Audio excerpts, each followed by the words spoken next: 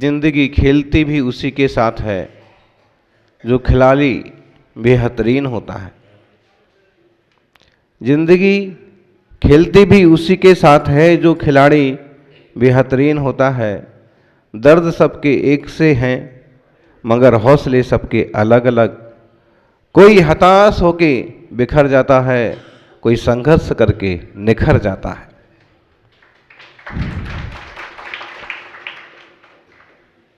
जिंदगी में जिसने साहस रखा, धैर्य रखा, वह हर समस्या से पार जाता है। और जिसने साहस नहीं रखा, धैर्य नहीं रखा, वो छोटी सी समस्या से भी हार जाता है। कई बार समस्या में समाधान छुपा होता है।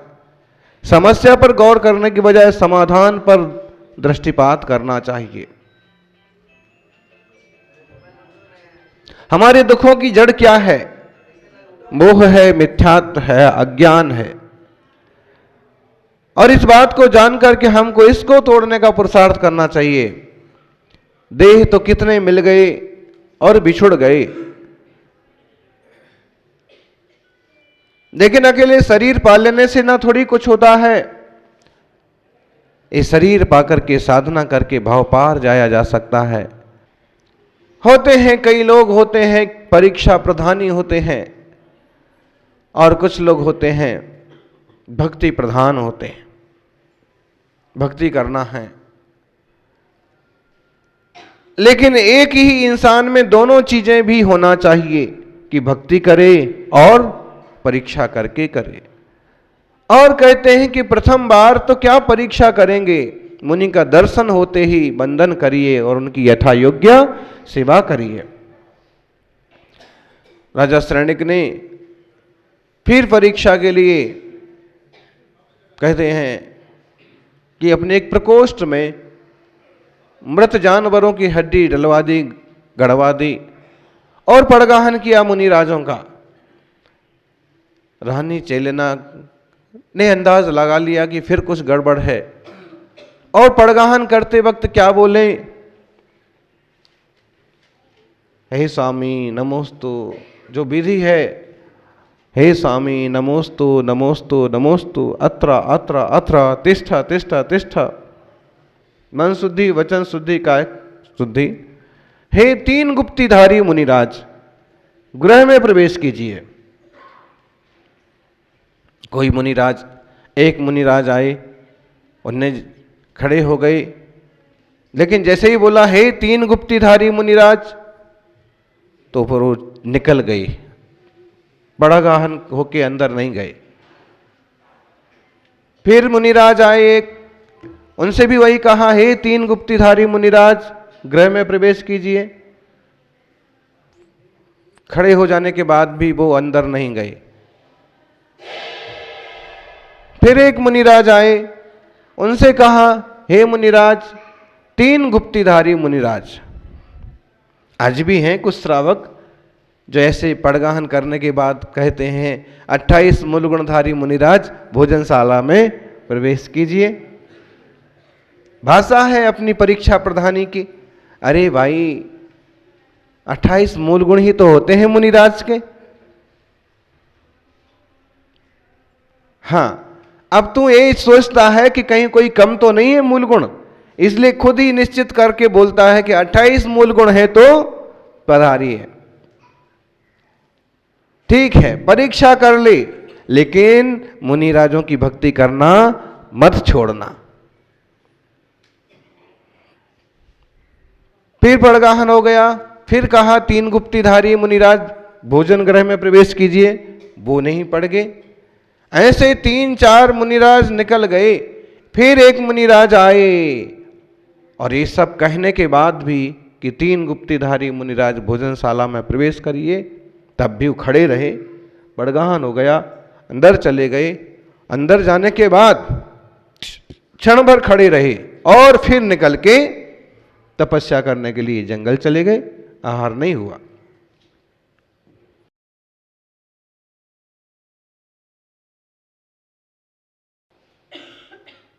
फिर राजा रानी ने आपस में बात की, मामला क्या है? तो चौथे मुनिराज तो अंदर भी आ गए, लेकिन चले क्यों गए? तो उन्होंने, रानी ने कहा कि जरूर कुछ ना कुछ आपकी नियत में खोट है, कुछ ना कुछ तो है, क्षेत्र की अशुद्धि, मन की अशुद्धि।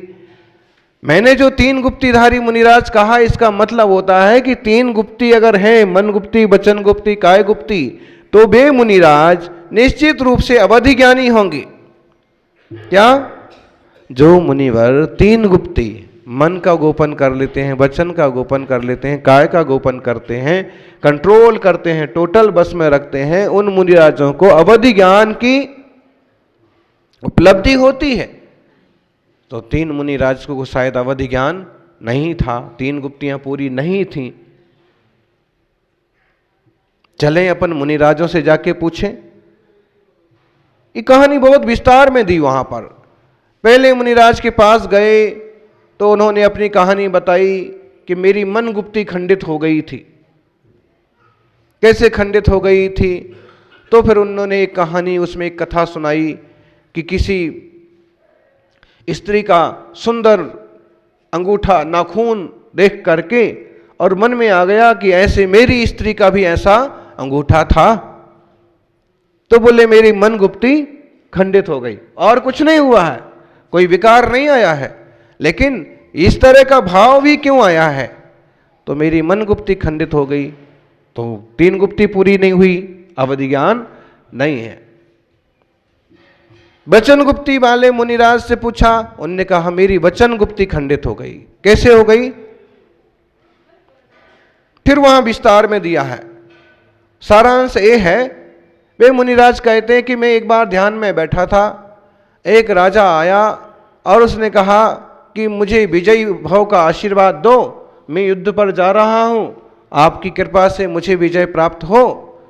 मैं तो ध्यान में बैठा रहा, मैं वचन गुप्ती का पालन करता रहा, लेकिन तभी किसी यक्ष ने मेरे पीछे से कह दिया तथास्तु विजयी भव। अब उनने कुछ नहीं कहा, फिर भी इस तरह से वचन गुप्ती मेरी खंडित हो गई। बोले और काय गुप्ती की जो कहानी है बड़ी सुंदर है। मणिमाली मुनिराज हैं और मणिमाली मुनिराज से पूछा कि भगवान आप भी क्यों निकल गए 3 गुप्ती का सुन करके? तो उन्होंने कहा कि मेरी काय गुप्ती खंडित हो गई थी। कैसे खंडित हो गई, क्यों खंडित हो गई? आप देखना मुनि के तप का स्वरूप। उन्होंने कहा कि मैं योग साध करके मसान में, शमशान में 100 मुद्रा से, शवासन से और ध्यान में लीन था। मेरी अपनी तपस्या साधना चल रही थी, अरहंत सिद्ध प्रभु का आत्म तत्व का चिंतन मनन ध्यान चल रहा था। तभी कोई एक कापालिक आया, तांत्रिक आया, और उसने 2 मरे हुए मुर्दों की खोपड़ी मिल गई, तो 2 मरे हुए मुर्दों की खोपड़ी रखी मेरी खोपड़ी के दोनों तरफ, और एक तरफ मेरी खोपड़ी। इस तरह से चूल्हे जैसा उसने आकार बनाया, चूल्हे जैसा आकार बना करके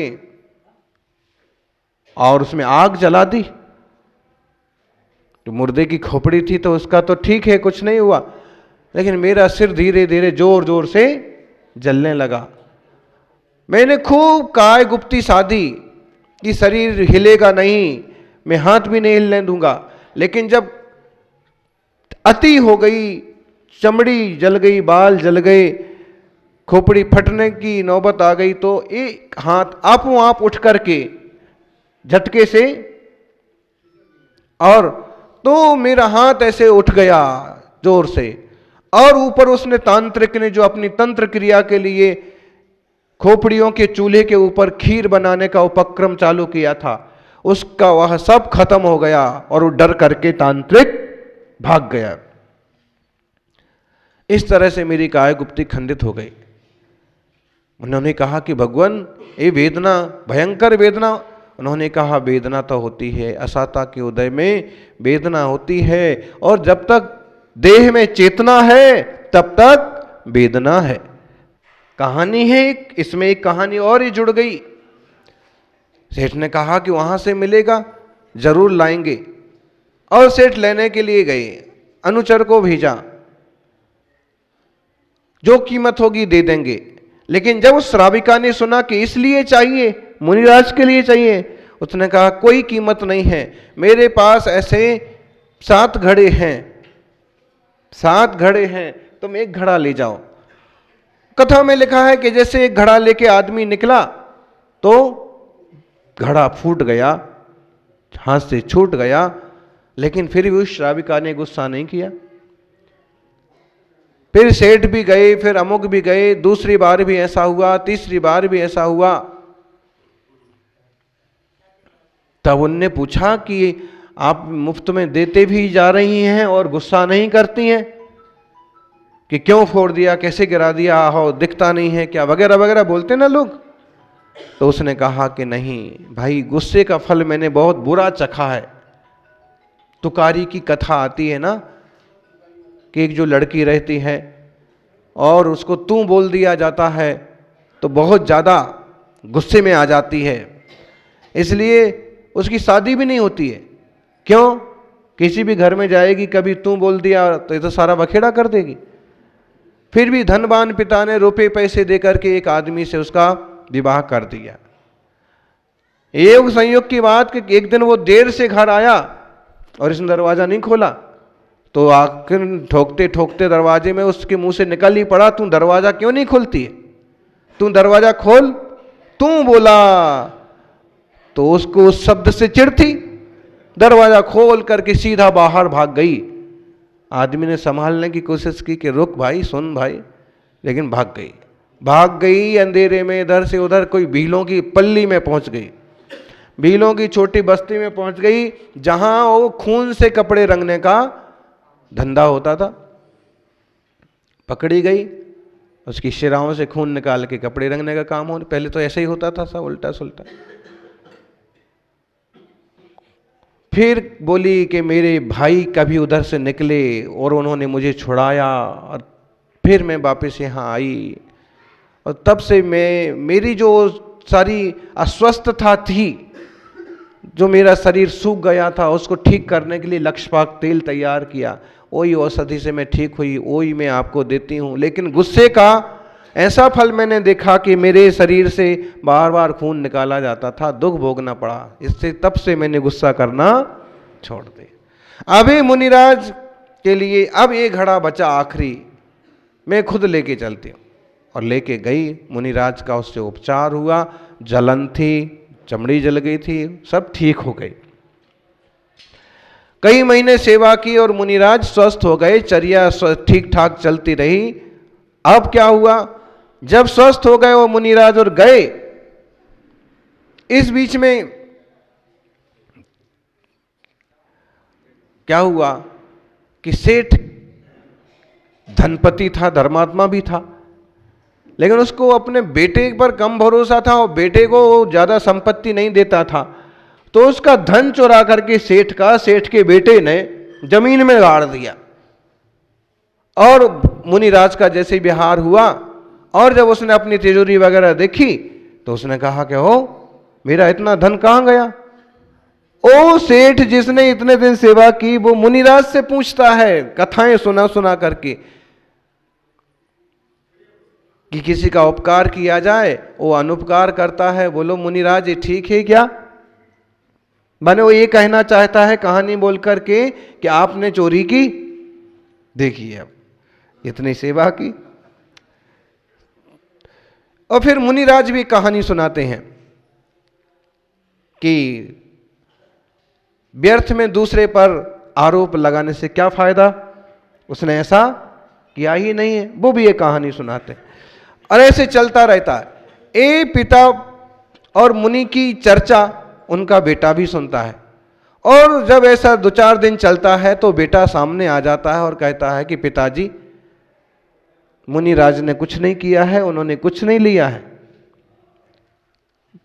तुमको ही ज्यादा लालच लोभ है और तुम मुझे कुछ देते नहीं हो, इसलिए मैंने ही चोरी की है। और ये सब घड़ा हुआ है धन, ये आपका धन आपको मुबारक हो, मुनि महाराज भी जाएंगे और मैं भी मुनि महाराज के साथ जाऊंगा। तुम धन के पीछे साधु की महिमा भी भूल गए। इतने समय से सेवा की और अब ऐसा सोचने लगे। केवल चर्चा कर लेना सरल है, लेकिन चर्या करना और करवाना कठिन है, सौभाग्य का काम। शास्त्र का सार तो वो है कि हम देवशास्त्र गुरु की सेवा साधना में सहयोगी बने। एक अच्छे विद्वान और एक मुनिराज उनके नगर में पहुंचे। भयंकर गर्मी के दिन और उनकी हालत खराब हो गई। और फिर वो विद्वान देखा कि मुनिराज अंतराय उपास के कारण से बहुत परेशान हैं, विचलित हैं। उनकी बात कुछ लोग लेके पंडित जी के पास गए कि देखो ऐसे होते हैं क्या मुनिराज, कि शरीर पर पानी लगा रहे हैं, हाथ से पंखा करते बैठे हैं। उनको भरोसा था कि पंडित जी जरूर कहेंगे कि ऐसे नहीं होते हैं साधु, साधु तो एकदम वितरागी और कठोर होना चाहिए ये और वो। लेकिन पंडित जी सचमुच स्वाध्यायी और विवेकवान थे। वो आए, महाराज जी के दर्शन किए और पूछा, उनको कहा, भगवान कमंडल भर पानी आप लुढ़का रहे हो, डाल रहे हो शरीर पर, सिर पर, और हाथ से खुद ही हवा किए जा रहे हो, इस शरीर की सेवा क्यों कर रहे हैं आप? ये तो पर है।